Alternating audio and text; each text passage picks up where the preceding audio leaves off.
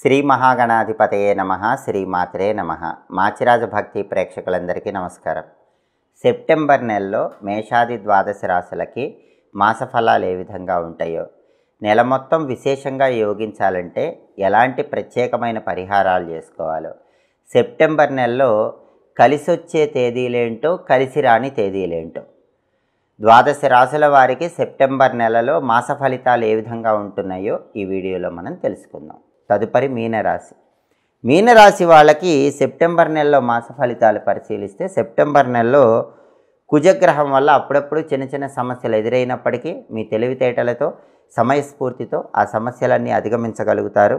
ఆరోగ్యపరంగా తగిన జాగ్రత్తలు తీసుకోవాలి. వేళకు ఆహారం తీసుకోవటం, సరైన సమయానికి నిద్రించడం మంచిది.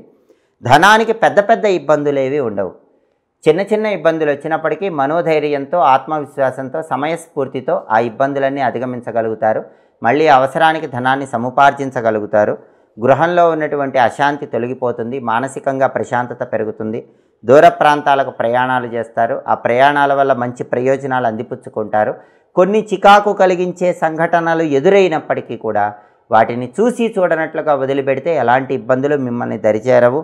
అలాగే వ్యవహారాలన్నీ కూడా చాలా చక్కగా పూర్తి చేసుకోగలుగుతారు.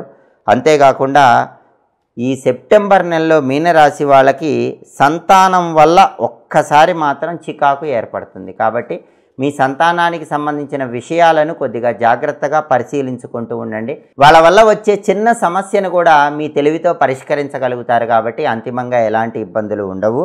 అలాగే వాహనాల మీద వెళ్ళేటప్పుడు జాగ్రత్తగా ఉండాలి. వెల్లుల్లిపాయ దగ్గర పెట్టుకోవటం, దుర్గాదేవికి పూజ చేసిన కుంకుమ బొట్టు, ఆంజనేయ స్వామికి పూజ చేసిన సింధూరం బొట్టు పెట్టుకుని వెళితే ప్రయాణాల్లో విజయం చేకూరుతుంది.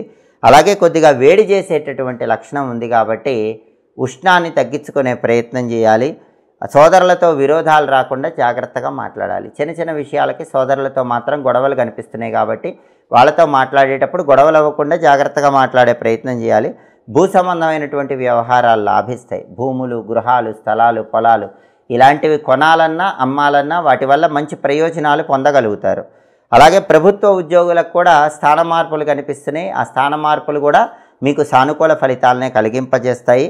కాబట్టి మొత్తం మీద పరిశీలిస్తే సెప్టెంబర్ నెలలో మీనరాశి వాళ్ళకి చిన్న చిన్న ఒడిదుడుకులు అనేవి కనిపిస్తున్నాయి. అయినప్పటికీ అవన్నీ కూడా మబ్బులు వీడిపోయినట్లు వీడిపోతాయి. అంతిమంగా మీనరాశి వాళ్ళు సెప్టెంబర్ నెలలో అనుకూల ఫలితాలు అందిపుచ్చుకోవచ్చు. సెప్టెంబర్ నెలలో మీనరాశి వాళ్ళకి కలిసి వచ్చే తేదీలు 2, 4, 9, 13, 20, 22, 29 అనుకూల తేదీల్లో ముఖ్యమైన పనులన్నీ చేసుకోండి.